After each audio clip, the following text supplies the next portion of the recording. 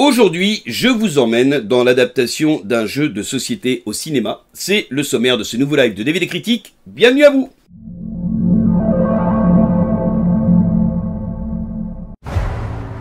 Alors voilà, on est une bande de voleurs. Quand on joue à ça, on est amené à se faire des ennemis. Aujourd'hui, je vous emmène découvrir la nouvelle adaptation du jeu de société créé en 1970 par David Gygax et Dave Arneson, à travers leur société qu'ils ont fondée ensuite, qui est TSR Tactical Studios Rules, c'est Donjons et Dragons. C'est une nouvelle adaptation parce qu'il y en avait eu une première qui avait été faite en 2000 et qui est complètement oubliable, qui se prenait beaucoup trop au sérieux mais qui n'en avait pas les moyens, dans lequel les acteurs étaient plutôt assez mauvais. Cette fois-ci, Donjons et Dragons, l'honneur des voleurs, c'est une nouvelle histoire, c'est une nouvelle adaptation du jeu de société. C'est réalisé par Jonathan Goldstein, à qui on doit nos pires amis, et puis John Francis Daley. Alors les fans de Bones le connaissent, c'était un acteur récurrent de la série. Il a aussi réalisé des films et notamment Game Night.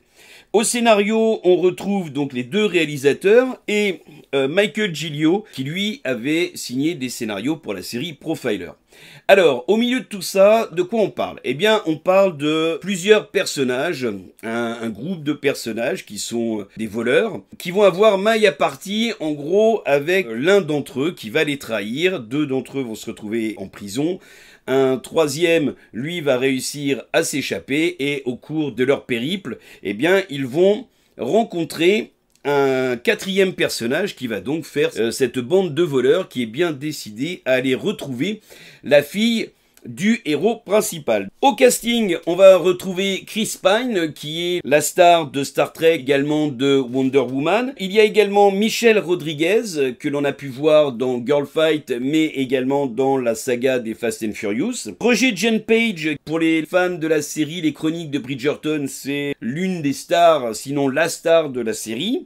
Et puis on a Justice Smith, qui lui a joué dans les Jurassic World. Et puis on a Sophie Lillis qui a joué également dans Uncle Frank. Et est-il besoin de le présenter, Hugh Grant, l'inénarrable, que l'on a pu voir dans Love Actually, mais qui a une carrière énorme, qu'on a vu aussi beaucoup chez Guy Ritchie. Alors tous ces acteurs vont participer donc à cette quête pour aller récupérer, retrouver la fille du personnage interprété par Chris Pine. Et pour ça, eh bien, ils vont rencontrer toute une flopée de créatures et ils vont avoir à combattre un mage rouge. On va aller tout de suite à l'essentiel. Donjons et Dragons n'est certainement pas le chef-d'œuvre de l'année ni la réussite de l'année. Mais encore une fois, il faut toujours prendre un peu de recul sur ces films qu'on a tendance à critiquer avant même qu'ils soient arrivés. J'en fais bien partie puisque j'avais été particulièrement déçu par le premier Donjons et Dragons et puis par toutes les espèces de suites qui ont été faites après.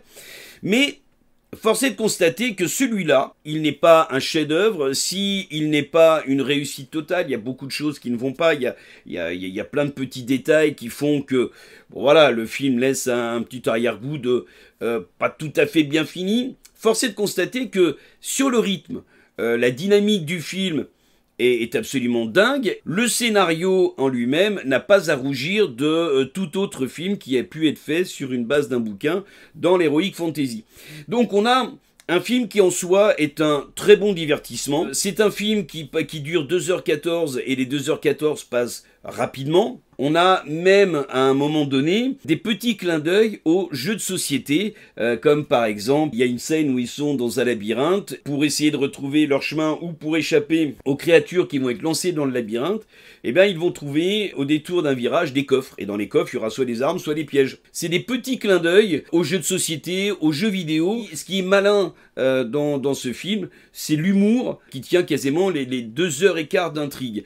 Ça se prend pas vraiment au sérieux, mais ça amène une histoire assez intéressante, assez amusante. Je ne boude pas mon plaisir d'avoir vu ce film. Je pense que c'est un très bon moyen, à un moment donné, de s'évader. Alors certes, on peut toujours aller gratter et aller trouver des choses qui auraient pu être améliorées, des choses qui auraient pu faire monter d'un cran le scénario, ou en tout cas la mise en scène, ou simplement une idée narrative, mais force est de constater que pour l'instant, en tout cas de toutes les productions qui ont été faites autour de Donjons et Dragons, Dungeons and Dragons, l'honneur des voleurs, reste un film plutôt réussi, plutôt agréable, même sans être le chef-d'œuvre de l'année, ni la réussite de l'année. En tout cas, j'ai vu des Marvel beaucoup moins bien réussis, j'ai vu des grosses productions, qu'elles soient américaines ou européennes, beaucoup moins bien réussies, et surtout beaucoup moins bien divertissantes que ce film-là. Donc, rien que pour ça, j'ai envie de vous faire partager ce plaisir que j'ai eu. Quand j'en suis sorti, je me suis dit, non, c'était un film très sympa à regarder. C'est idéalement le film familial des vacances de Pâques qui vont arriver. Donc, Dungeons and Dragons, l'honneur des voleurs, avec Chris Pine, et ça sort le 12 avril prochain sur tous nos écrans.